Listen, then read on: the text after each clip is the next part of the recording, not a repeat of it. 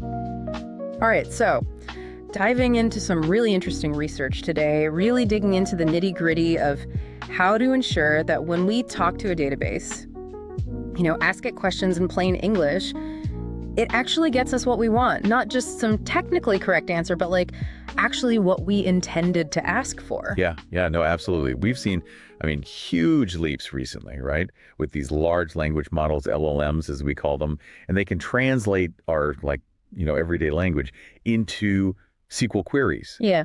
And it's pretty remarkable. But, there's a catch. Oh, there's always a catch. There's always a catch, right? Sometimes, even though these AI-generated queries run perfectly fine, grammatically they're perfect. Yeah. They totally miss the point of what we're actually trying to find out. Yeah. Imagine getting an email. Perfectly spelled, grammar's great. Yeah. Wrong person, wrong topic. Ugh, the worst. Exactly. Total fail. And that's exactly what this new paper from Zhejiang University, SQL Critic, correcting text-to-SQL generation via clause-wise critic, is all about. Right. They're really focused on not just if the generated SQL works, but if it really understands what we're asking. And they've got this really cool new technique for giving us detailed feedback when things go wrong, instead of just some vague error message. Right. So if you've ever felt like you're talking to a wall when you're trying to use one of these AI database systems, Oh, yeah. this deep dive's for you. Definitely. We're gonna break down their SQL Critic method. See why it's getting so much attention. Yeah. So the problem here is, and it's a big one, is the difference between SQL, that's, what we call syntactically sound, meaning it follows all the grammar rules of SQL. Right. And SQL, that's semantically correct, meaning it's capturing the meaning of your question. So you could have a query that runs perfectly but gives you totally irrelevant data. Imagine you're asking for, I don't know, the population of France, and it gives you the area of France. Ooh, sneaky. Right. Totally different. Both are attributes of France, but one's not what you asked for. Right. And current methods of fixing these AI-generated queries really struggle with that semantic error. Okay, so let's get into the SQL Critic approach. Yeah. So it sounds like they've combined the feedback you get from just trying to run the SQL, does it work, does it crash, that kind of stuff. But they added this really smart component. They call it a critic agent. Right. It's like this, AI watchdog that's been trained to really scrutinize the structure of the query, break it down into little pieces, which we call clauses. Okay. And then it gives you feedback on each of those pieces and relates it back to your original question. And that feedback's really detailed. Oh, yeah, very detailed. And what's cool is it's easy to understand. Okay. So instead of just getting a message like, hey, your SQL is wrong, Right. The critic agent can say, hey, look at this specific clause. Maybe the part where you're selecting certain columns. Okay. Or the part where you're filtering the data. Yeah. And it can explain why it thinks that part is off compared to your original question. That's super cool. Yeah. So it gets at those tricky semantic errors that can really throw things off. So it's like having a SQL guru looking over the AI's shoulder. Exactly. Yeah. So like any good research, right? Yeah. They put their method to the test. The paper shows some really impressive improvements using SQL Critic on two of the big benchmark datasets for text-to-SQL. They're called Spider and BR. Yeah. And for those who maybe aren't as familiar with those are essentially they're collections of real-world database scenarios, really tough questions. Yeah, really tough. Push these systems to their limits. So if you can show progress on those, that's a pretty good sign this approach is onto something. Absolutely, yeah. And, diving into the paper itself, the introduction is really cool because it lays out how far LLMs have come with text-to-SQL, but it's honest about the fact that getting the AI to really understand intent is still the big challenge. Yeah. Right. And they talk about how some systems, they try to have the LLM self-correct. Right. But that can be a bit messy. Imagine you have a clumsy editor. Yeah. They might fix one typo, but introduce 3 new errors. It's kind of like that. And even when these self-correction things work, they often don't tell us why the initial SQL was wrong. Right. And the other approach, of course, is just relying on whether the SQL runs. Does it throw an error right? But that really only catches those surface level syntax mistakes, like a grammatical error. Right. But like you said, the real headaches are those semantic errors. Exactly. Where, it looks good, Looks fine. but the logic's just wrong. Yeah. It's not aligned with what we meant. And that's exactly where Critic SQL comes in, their solution. It's all about the meaning, analyzing each clause. Right. Like, they break down the query. They evaluate if each part is really contributing to the answer. Okay. So it's not enough to just run. It has to be asking the right questions to get the data you need. I like that. Asking the right questions. So they highlight three main contributions they've made with this work. First, there's the Critic SQL model itself, that AI agent that can really look at SQL, give feedback, even suggest fixes. Right. Second is Critique Bench. And this is a new benchmark they built specifically to test these critique models. It's a huge collection. Yeah. Almost 2,400 SQL queries from different LLMs, each one with detailed critiques that have been reviewed by humans. Yeah, really impressive. Really thoroughly put together. And the third thing is they provide a really in-depth analysis of how their model works, like across different types of SQL clauses. So they show, where it's strong, where there's room for improvement. Yeah, very transparent, very helpful. So let's get into that related work section. Okay. They give a really nice overview of how these text SQL systems have evolved over time, kind of starting from those early rule-based systems, which, quite limited in what they could handle. Very limited. Then we get to those deep learning methods. Yeah. And now, of course, it's all about these LLMs. Yeah, big time. And they talk about techniques like prompt engineering, like how you carefully design the instructions you give the AI. But often that really depends on having access to these like massive proprietary models. Yeah, which not everyone has access to. And while there's been a lot of work on fine-tuning open source LLMs for Text-to-SQL, which is great, Yeah. making it more accessible. Democratizes it. Exactly. There's still that challenge of like really understanding the meaning and then being able to apply that to different databases. That's still hard. Yeah, for sure. It's still the big hurdle. And the paper also gets into those self-correction methods where the AI tries to, fix its own queries. Yeah, it tries to be smart. But they often lack that ability to give detailed feedback, like interpretable feedback. So that's where Critic SQL is different, right? Yeah, it brings in that external critic that can give more specific, more helpful advice. It's not just saying, try again. It's saying, here's what went wrong. Okay. So let's make sure we really understand what this whole T2S critique task is all about. Right. So the paper defines it as taking a natural language question and that SQL query the AI produced, and then producing a critique. That pinpoints the issues and explains the errors compared to, the correct, or what they call the gold standard SQL. Right. You feed in the question in the AI SQL, and you want a structured critique that breaks it all down. Exactly. And that brings us to their second contribution, Critique Bench. Right. And as they point out, there wasn't really a good way to evaluate these critique models before. Yeah, it was a bit of a Wild West. So they built one, and it's huge, almost 2,400 SQL predictions from different models on Spider and Bird. And it's not just random stuff thrown together. They were really meticulous about it. Oh, yeah. They use different models to create queries. They use GPT-4 to generate initial critiques. And then, super important, they had human experts double-check those critiques to make sure they were accurate and thorough. Yeah. A lot of work went into that. A lot of work. So to measure how well these critique models do, they've got some interesting metrics. One is the Critique Performance Score, or CPS. And that measures two things. How well the model can tell if a critique is needed. Right. And then the quality of the critique it generates. Makes sense. They use an F1 score for that first part, the classification, basically how well it spots incorrect SQL. And then they use GPT-based scoring to assess the quality of the critique itself, comparing it to those human-labeled ones. Yeah. So it's pretty comprehensive. Very thorough.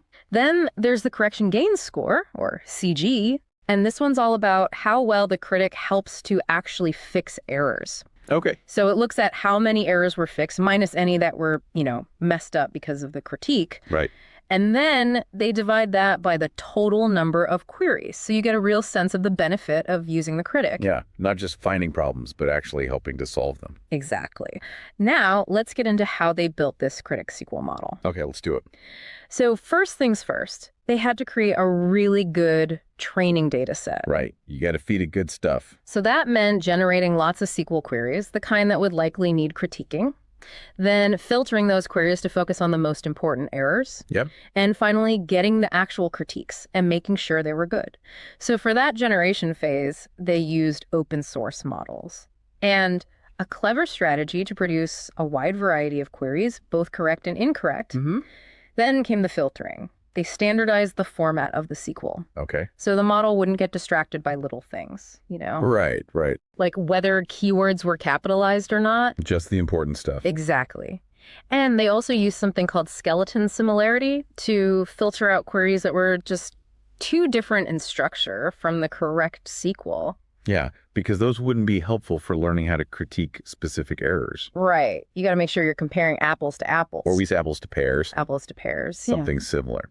Now, the really interesting part is how they got the critiques themselves.